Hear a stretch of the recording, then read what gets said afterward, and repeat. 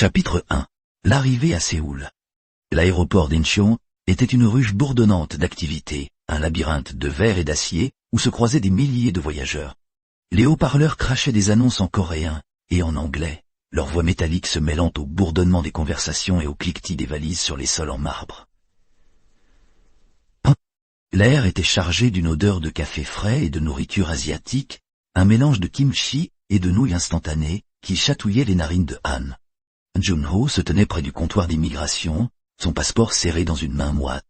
La sueur perlait sur son front malgré la climatisation qui soufflait un air glacé. Ses yeux balayaient la foule, cherchant un visage familier. Il n'avait pas vu sa famille depuis 10 ans, et l'idée de les revoir lui nouait l'estomac pintant. Les souvenirs de son enfance à Séoul remontaient à la surface, flous et fragmentés, comme des photographies jaunies par le temps. « Non ?» demanda l'agent d'immigration, ses doigts tapant rapidement sur le clavier épande. « Han Jun-ho » répondit-il, sa voix légèrement tremblante. L'agent leva les yeux, étudiant son visage avec un regard inquisiteur. « Raison de votre visite ?»« Visite familiale » murmura Han, sentant son cœur battre plus vite. Il avait répété cette réponse des centaines de fois dans l'avion, mais maintenant qu'il était là, les mots semblaient lourds sur sa langue. L'agent hocha la tête, tamponna son passeport, et le lui rendit avec un sourire professionnel. « Bienvenue en Corée. » Han prit une profonde inspiration, sentant l'air froid remplir ses poumons. Il se dirigea vers la zone de récupération des bagages, ses pas résonnant sur le sol luisant. Les écrans géants affichaient des publicités pour des smartphones dernier cri et des dramas coréens, leurs couleurs vives attirant son regard. Il se sentait à la fois excité et anxieux, comme s'il marchait sur un fil tendu entre deux mondes. Monisiamo. La sortie de l'aéroport le plongea dans un monde complètement différent. L'air chaud et humide de l'été coréen l'enveloppa, contrastant fortement avec la fraîcheur climatisée de l'intérieur. Les taxis jaunes et noirs s'alignaient devant le terminal, leurs klaxons ponctuant le bruit de fond de la ville. Han se dirigea vers l'un d'eux, son sac à dos pesant sur ses épaules. « Où allez-vous » demanda le chauffeur, un homme d'âge moyen avec une casquette de baseball et un sourire édenté. « Gangnam, s'il vous plaît » répondit Han, glissant à l'arrière de la voiture. Le taxi s'engagea dans la circulation, se faufilant entre les voitures avec une agilité qui laissait Han sans voix. Les gratte-ciel de Séoul se dressaient de chaque côté de l'autoroute, leurs vitres reflétant le soleil de midi. Les panneaux publicitaires clignotaient en néon rose et bleu, annonçant tout, des cafés branchés aux salles de karaoké pantées. Han se sentait submergé par la cacophonie visuelle et sonore, sa tête tournant légèrement. « Première fois à Séoul ?» demanda le chauffeur, jetant un regard dans le rétroviseur. Han secoua la tête. « Non, je suis né ici, mais ça fait longtemps que je n'y suis pas revenu. » Le chauffeur hocha la tête, comme s'il comprenait. « Beaucoup de choses ont changé, la ville ne dort jamais maintenant. » Han regarda par la fenêtre, observant les passants pressés qui traversaient les rues. Les femmes portaient des robes légères et des sandales élégantes, tandis que les hommes arboraient des costumes impeccables malgré la chaleur. Il se sentait déplacé, comme un étranger dans sa propre ville natale. Le taxi s'arrêta devant un immeuble résidentiel moderne, ses fenêtres étincelantes sous le soleil. Han paya le chauffeur et sortit, sentant le poids de l'anticipation lui écraser la poitrine. Il vérifia l'adresse sur son téléphone, s'assurant qu'il était au bon endroit. L'immeuble était imposant, avec un hall d'entrée en marbre et un portier en uniforme. Il prit une profonde inspiration et entra, sentant l'air frais du hall l'envelopper. Le portier lui adressa un sourire poli et lui demanda son nom. « Je suis ici pour voir les Han » dit-il, sa voix légèrement tremblante. Le portier hocha la tête et lui indiqua l'ascenseur. 4e étage. Han appuya sur le bouton, sentant son cœur battre à un rythme effréné. Les portes de l'ascenseur s'ouvrirent avec un léger ding, et il entra, appuyant sur le bouton du 4e étage. L'ascenseur monta en silence, le miroir sur le mur lui renvoyant son reflet. Il se regarda, voyant les traits de son visage qui avaient changé au fil des ans. Les rides autour de ses yeux, les cheveux grisonnants aux tempes. Il n'était plus le jeune garçon qui avait quitté Séoul il y a 10 ans. Les portes s'ouvrirent sur un couloir silencieux, éclairé par des lampes murales discrètes. Han marcha lentement, cherchant la porte de l'appartement de ses parents. Il s'arrêta devant la porte 407, son cœur battant si fort qu'il craignait qu'on l'entende de l'autre côté. Il leva la main pour frapper, mais hésita, sentant une boule se former dans sa gorge. Finalement, il frappa 3 coups légers, le son résonnant dans le couloir. Il attendit, retenant son souffle, jusqu'à ce que la porte s'ouvre lentement. Sa mère se tenait là, ses yeux écarquillés de surprise. « Juno » murmura-t-elle, comme si elle ne croyait pas ce qu'elle voyait. Anne sentit ses yeux s'embuer de larmes. « Oui, Oma, c'est moi. » Elle le prit dans ses bras, et il sentit l'odeur familière de son parfum, un mélange de fleurs et de douceur. Il ferma les yeux, laissant les émotions le submerger. Après toutes ces années, il était enfin de retour à la maison. Chapitre 2. L'adaptation.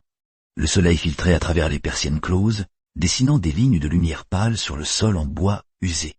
La chambre sentait le vieux papier et l'encens éteint, un mélange qui chatouillait les narines de Anne Montan. Il s'assit sur le bord du lit, les pieds nus effleurant le plancher froid. Ses yeux parcoururent la pièce, prenant conscience de chaque détail. Le bureau en bois sombre chargé de livres poussiéreux, le fauteuil à bascule près de la fenêtre, et le miroir taché qui reflétait une image floue de son visage. Il se leva, sentant les planches craquer sous son poids, et s'approcha de la fenêtre. En écartant légèrement les persiennes, il fut accueilli par une vue qui lui coupa le souffle. Le jardin s'étendait à perte de vue, un océan de verdure parsemé de fleurs aux couleurs vives. Le parfum des roses et des jasmins montait jusqu'à lui, mêlé à l'odeur humide de la terre après la pluie. Quelques oiseaux gazouillaient dans les arbres, leur chant mélodieux rompant le silence matinal. Anne descendit l'escalier en colimaçon, ses doigts effleurant la rampe en fer forgé, froide sous sa paume. La cuisine était déjà emplie d'activité. Une femme aux cheveux gris, vêtue d'une robe simple, était penchée sur le fourneau, remuant une casserole d'où s'échappait une vapeur parfumée. « Bonjour, Anne, » dit-elle sans se retourner. Sa voix était douce, presque maternelle. « J'espère que tu as bien dormi. » Anne hésita un instant avant de répondre. « Oui, merci, c'est différent ici. » La femme se tourna enfin, un sourire chaleureux aux lèvres. « Je m'appelle May, je suis là pour t'aider à t'adapter. » Elle lui tendit une tasse de thé fumant. « Prends ça, c'est un mélange spécial, pour apaiser l'esprit. » Anne prit la tasse, sentant la chaleur traverser la porcelaine fine et réchauffer ses doigts. Il porta la tasse à ses lèvres, laissant le liquide parfumé envahir sa bouche. Le goût était à la fois amer et sucré, avec une note d'herbe qu'il ne parvenait pas à identifier. « Merci, » murmura-t-il, les yeux plongés dans les siens. « Je ne sais pas par où commencer. » May posa une main sur son épaule, un geste réconfortant. « Commence par te familiariser avec cet endroit. Explore. Recense. Tu as tout le temps dont tu as besoin. » May était honneur. Anne sortit dans le jardin, ses pas légers sur le sentier de gravier. L'air était frais, portant une légère brise qui faisait danser les feuilles des arbres. Il s'arrêta près d'un étang, observant les carpes qui nageaient lentement dans l'eau claire point. Leur mouvement gracieux était apaisant, presque hypnotique. Un bruit derrière lui le fit sursauter. Il se retourna pour voir un jeune homme, à peine plus âgé que lui, s'approcher. Ses cheveux noirs étaient coupés courts, et ses yeux bruns pétillaient de curiosité.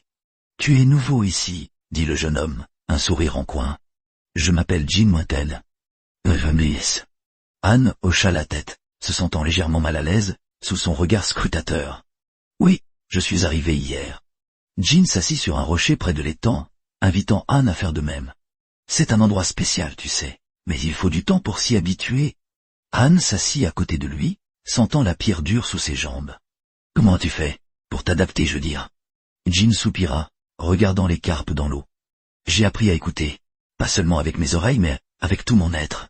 Cet endroit, il a une voix, il suffit de l'entendre. » Anne fronça les sourcils, ne comprenant pas tout à fait. « Une voix ?» Jean se tourna vers lui, son sourire s'élargissant. « Tu verras, avec le temps. » Le soir tombait, teintant le ciel de nuances d'orange et de pourpre. Anne était de retour dans sa chambre, assis sur le fauteuil à bascule près de la fenêtre. Il avait passé la journée à explorer, à observer, à écouter. Mais quelque chose en lui restait en suspens, un sentiment d'étrangeté qu'il ne parvenait pas à dissiper. Il ferma les yeux, laissant les sons du soir l'envahir, le bruissement des feuilles, le chant des grillons, le murmure lointain de la rivière. Et puis, quelque chose d'autre. Une voix, douce et mélodieuse, qui semblait venir de nulle part et partout à la fois. Anne ouvrit les yeux, son cœur battant plus vite. « Qu'est-ce que c'est » murmura-t-il, se levant brusquement. La voix continua, enveloppante, chaleureuse. Elle ne disait aucun mot, mais elle communiquait quelque chose de profond, de primitif. Han sentit une larme couler sur sa joue, sans comprendre pourquoi. Il se dirigea vers la porte, attiré par cette voix. Dans le couloir, l'air semblait plus frais, plus vif fointuin. Il descendit les escaliers, suivit le murmure, jusqu'à la porte d'entrée. Là, il s'arrêta, hésitant. « Écoute » murmura une voix derrière lui. C'était Mei, debout dans l'ombre, ses yeux brillants de compréhension. « Tu l'entends, n'est-ce pas ?» Han hocha la tête, incapable de parler. « C'est l'âme de cet endroit » continua Mei Messi. « Elle t'appelle, elle t'accepte. » Han poussa la porte, sentant la nuit l'envelopper. La voix était plus forte maintenant, plus claire. Il fit un pas en avant, puis un autre, se laissant guider par cette mélodie invisible. Et soudain il comprit. Ce n'était pas seulement un endroit. C'était un être vivant, respirant, pensant. Et il en faisait maintenant partie. Chapitre 3. Les complications. Le soleil se levait à peine sur la ville de Jinai, ses rayons pâles perçant à travers les nuages gris qui semblaient s'accrocher à l'horizon comme des spectres réticents. Les rues étaient encore silencieuses, à l'exception du cliquetis des sabots des chevaux sur les pavés et du murmure lointain des premiers marchands préparant leurs étals. L'air était chargé d'une fraîcheur humide, portant avec lui l'odeur de la terre mouillée et des herbes aromatiques provenant des jardins voisins. Dans la maison des Han, située dans le quartier le plus ancien de la ville, la journée avait déjà commencé. Les serviteurs s'affairaient dans les cuisines, leurs mouvements rapides et précis, tandis que les effluves de riz cuit à la vapeur et de poissons grillés se répandaient dans les couloirs. Dans la salle principale, où les murs étaient ornés de tapisseries représentant les exploits des ancêtres, le chef de famille, Han Wei, était assis sur un coussin de soie, les yeux fixés sur un parchemin déroulé devant lui. Ses doigts effleuraient les caractères calligraphiés avec une tension palpable, les jointures blanches trahissant son inquiétude. « Père », une voix douce mais résolue rompit le silence. Han Li, son fils aîné, se tenait à l'entrée de la pièce, vêtu d'une tunique simple mais soignée. Ses yeux sombres reflétaient une détermination qui contrastait avec la fatigue visible sur son visage. « Nous devons parler de ce qui se passe à la frontière. Les rumeurs ne cessent de croître, et les marchands rapportent des mouvements de troupes. » Han Wei leva les yeux, son visage sévère marqué par les années de responsabilité. « Les rumeurs ne sont que cela, des rumeurs, » répondit-il, mais sa voix manquait de conviction. Il froissa légèrement le parchemin entre ses doigts, sentant le papier rugueux sous sa peau. Nous ne pouvons pas nous laisser entraîner dans des spéculations sans fondement. Han Li s'avança, les pas étouffés par les tapis épais, et s'agenouilla devant son père. « Père, écoutez-moi, les signes sont là, les raids sur les villages frontaliers, les caravanes attaquées, ce n'est pas le travail de simples bandits. Et maintenant cette missive ?» Il désigna le parchemin d'un geste brusque. « Vous savez ce que cela signifie. » Han Wei soupira, un son lourd qui semblait porter le poids de toute une vie de décisions difficiles. Il se leva, sa silhouette imposante projetant une ombre sur les murs. « Très bien, » dit-il enfin, les yeux fixés sur son fils. « Nous devons agir, mais avec prudence. Convoque le conseil Possé. Nous ne pouvons pas nous permettre de commettre une erreur. » Dans les jardins de la résidence, où les cerisiers en fleurs dispersaient leurs pétales roses comme une pluie printanière, Han Mei errait sans but. La jeune fille avait toujours trouvé une sorte de réconfort dans ce lieu, où les murmures des feuilles et le parfum des fleurs semblaient apaiser son esprit, agité. Mais aujourd'hui, même la beauté du jardin ne parvenait pas à dissiper le malaise qui pesait sur son cœur. Elle s'arrêta près d'un étang, observant les carpes nager paresseusement dans l'eau claire brun-point. Leurs mouvements gracieux, presque hypnotiques, contrastaient avec le chaos qui semblait s'installer dans son monde.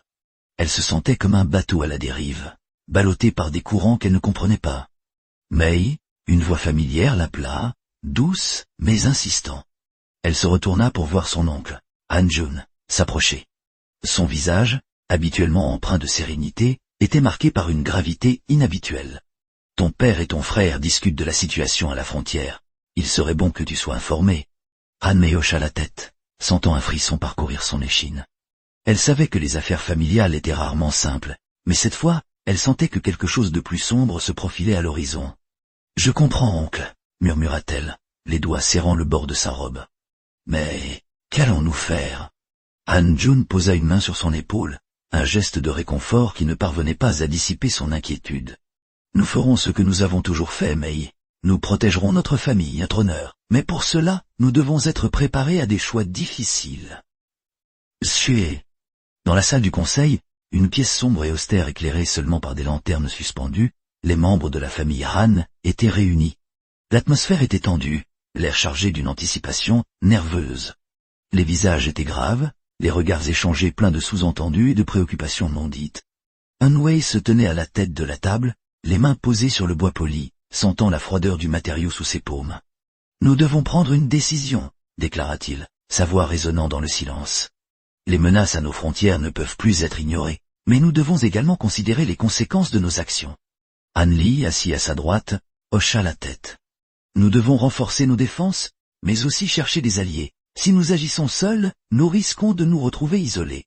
Un murmure d'approbation parcourut la pièce, mais Han Mei, assise à l'écart, sentit une boule d'anxiété se former dans sa gorge. Elle regarda autour d'elle, voyant les visages de sa famille, chacun portant le poids des responsabilités. Elle savait que leur décision changerait le cours de leur destin, et peut-être celui de tout le royaume. « Et si nous échouons ?» demanda-t-elle enfin, sa voix tremblante mais claire. Tous les regards se tournèrent vers elle, et elle sentit le poids de leur attention. « Et si nos actions ne font qu'aggraver la situation ?» Hanwei la regarda longuement, ses yeux sombres reflétant une lueur de fierté mêlée à une tristesse profonde. « Nous ne pouvons pas vivre dans la peur de l'échec, Mei. Parfois, agir est le seul moyen de préserver ce que nous aimons. » Chapitre 4. Les choix. La lumière pâle de l'aube filtrait à travers les épais rideaux de soie, dessinant des motifs mouvants sur les murs de la chambre. L'air était chargé de l'odeur âcre de l'encens brûlé toute la nuit, mêlée à une pointe de sel marin qui s'infiltrait par la fenêtre entr'ouverte. Le Han reposait sur le lit de bois sombre, les draps froissés autour de ses jambes, ses yeux grands ouverts fixant le plafond. Les événements de la veille tournaient en boucle dans son esprit, comme une scène répétée à l'infini. Il se leva, ses pieds nus rencontrant le sol froid de la pièce. Le contact glacé lui rappela les pierres humides du temple où il avait rencontré la vieille prêtresse. Ses paroles résonnaient encore dans ses oreilles, lourdes de sens et de mystère. Le destin est une rivière, Han Ponsi. Tu peux tenter de remonter son courant, mais tu finiras toujours par être emporté par son flux. Il se dirigea vers la fenêtre, poussant les rideaux pour laisser entrer la lumière du matin. Le port s'étendait devant lui, les bateaux de pêche déjà en activité, leurs voiles blanches découpant des silhouettes gracieuses contre l'horizon. Le cri des mouettes et le clapotis des vagues contre les quais lui parvenaient comme une mélodie familière, mais ce matin, tout semblait différent, plus lourd, plus menaçant. La salle du conseil était silencieuse, à l'exception du grincement des charnières de la porte lorsque Han entra. Les anciens étaient déjà rassemblés autour de la grande table en bois de rose, leurs visages graves. L'air était chargé de tension, et l'odeur de vieux parchemins et de cire brûlée flottait dans la pièce. Han prit place à la tête de la table, sentant le poids des regards sur lui. « Nous avons reçu des nouvelles du Nord », commença l'un des anciens, sa voix tremblante malgré son effort pour paraître calme. « Les armées de l'empereur approchent. Ils seront ici dans moins d'une semaine. » Han sentit une boule se former dans sa gorge. Les mots résonnaient dans sa tête, mais il avait du mal à les assimiler. Une semaine.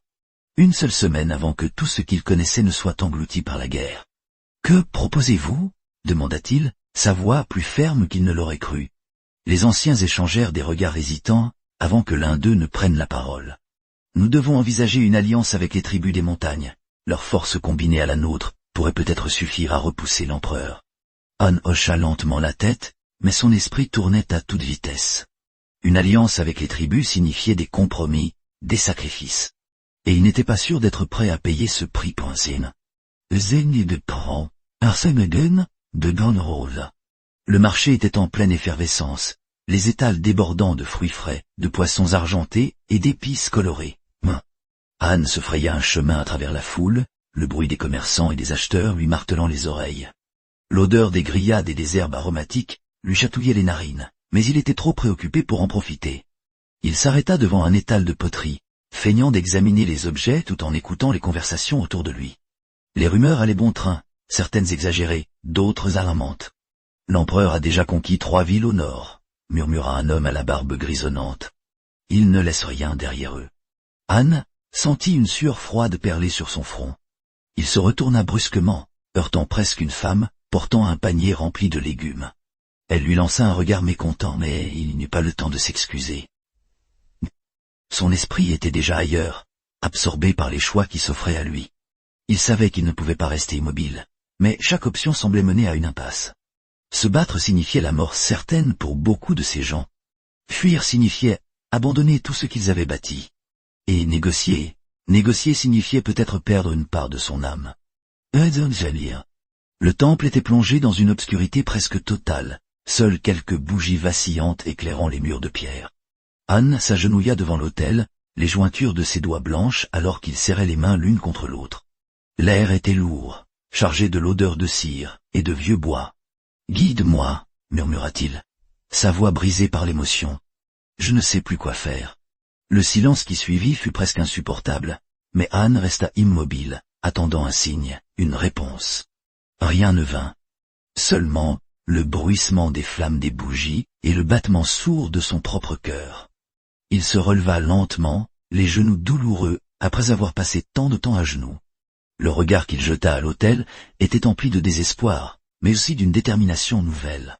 Peu importe ce qu'il attendait, il ne pouvait pas abandonner. Pas maintenant. Pas après tout ce qu'ils avaient traversé. La nuit tombait sur la ville, les dernières lueurs du soleil disparaissant derrière les montagnes lointaines. Anne se tenait sur les remparts, le vent nocturne jouant avec ses cheveux. La vue s'étendait jusqu'à l'horizon, les lumières des maisons dispersées comme des étoiles sur la terre. Il sentit une présence derrière lui et se retourna pour voir Liwé s'approcher, son visage grave mais rempli de compassion. « Tu ne peux pas porter ce fardeau seul, Anne, » dit-il doucement. « Nous sommes avec toi, toujours. » Anne sentit une larme couler sur sa joue, mais il ne l'essuya pas. Il hocha simplement la tête, les mots lui manquant pour exprimer ce qu'il ressentait. Ensemble, ils regardèrent l'horizon, silencieux, mais unis dans leur détermination à protéger ce qu'ils aimaient. Le choix était fait. Ils se battraient. Pour leur maison, pour leur peuple, pour leur avenir.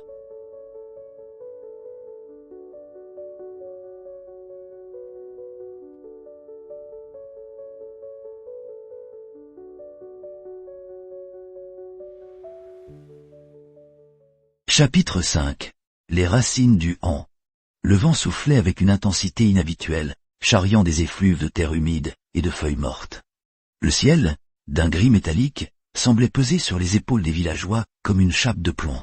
Les arbres, dépouillés de leurs feuilles, se dressaient tels des spectres silencieux, leurs branches noueuses se tordant dans un balai sinistre sous les rafales. Le village de Han, niché au creux d'une vallée oubliée des cartes, semblait figé dans un temps immuable.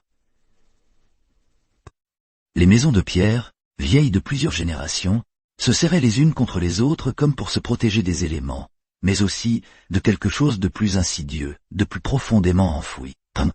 Au centre du village, la place principale était encombrée de chariots et de paniers renversés, abandonnés dans la précipitation. Les rares villageois qui osaient s'aventurer à l'extérieur se déplaçaient à pas feutrés, le regard fuyant, comme s'ils craignaient d'attirer l'attention d'une présence invisible. Les éclats de voix, habituellement joyeux et animés, étaient remplacés par des murmures étouffés. Une tension palpable flottait dans l'air, aussi lourde que l'odeur de pluie imminente.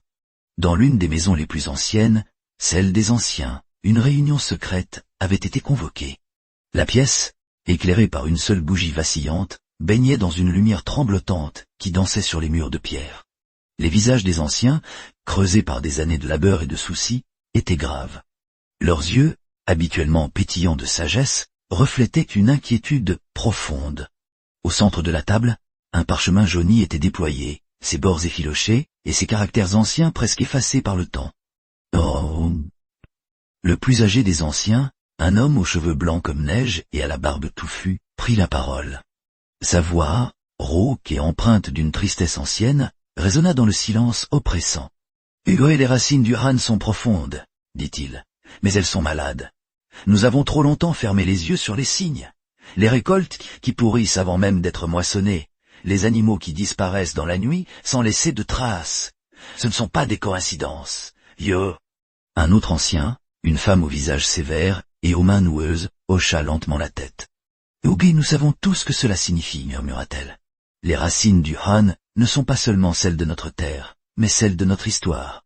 Ce qui est enfoui sous nos pieds ne peut plus être ignoré. Yo.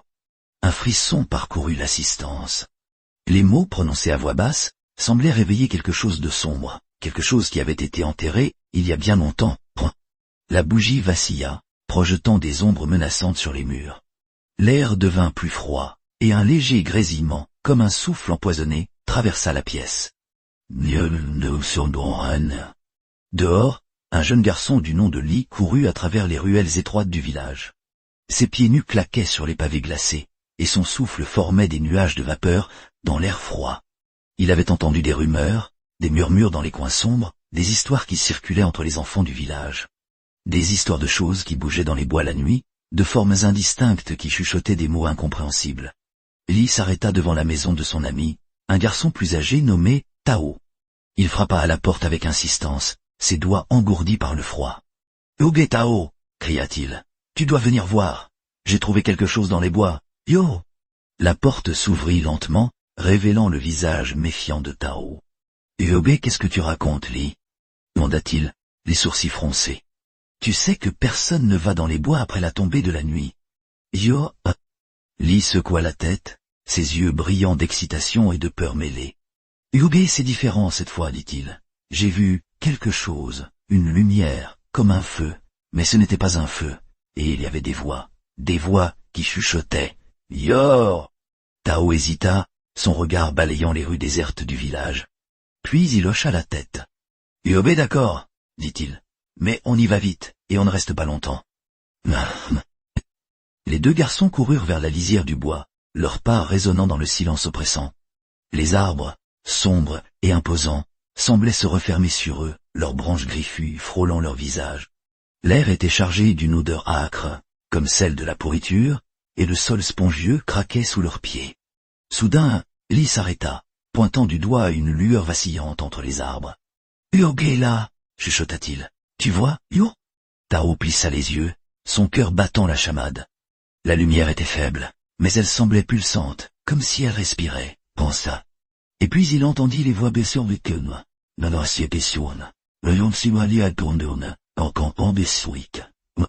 Des murmures indistincts, presque inaudibles, mais indéniablement présents.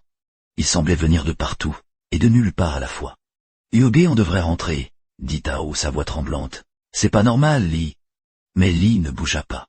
Ses yeux étaient rivés sur la lumière, fascinés et terrifiés à la fois. « Yoge, tu ne comprends pas, » murmura-t-il. « C'est comme si ça m'appelait. » De retour dans la maison des anciens, la discussion avait pris un tournant plus sombre. Les voix étaient plus basses, plus pressantes. Les ombres sur les murs semblaient danser avec une vie propre, et l'air était devenu si froid que la respiration des anciens formait des nuages de vapeur. « C'est... Yoge, il est temps, » dit l'ancien aux cheveux blancs. « Nous devons ouvrir les portes. Ce qui est enfoui ne peut plus rester caché. Yo !» Un silence de plomb tomba sur la pièce. Les portes.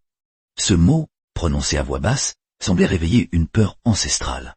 Les anciens échangèrent des regards lourds de sens, chacun sachant ce que cela impliquait. « Yoge, si nous ne pouvons pas les contrôler ?» demanda une voix tremblante. « Et si ce que nous libérons ne peut plus être arrêté ?» L'ancien aux cheveux blancs ferma les yeux, comme s'il cherchait une réponse dans les profondeurs de sa mémoire. « Yoge, nous n'avons pas le choix, » dit-il enfin. « Les racines du Han sont trop profondes, et elles réclament leur dû. Yo !»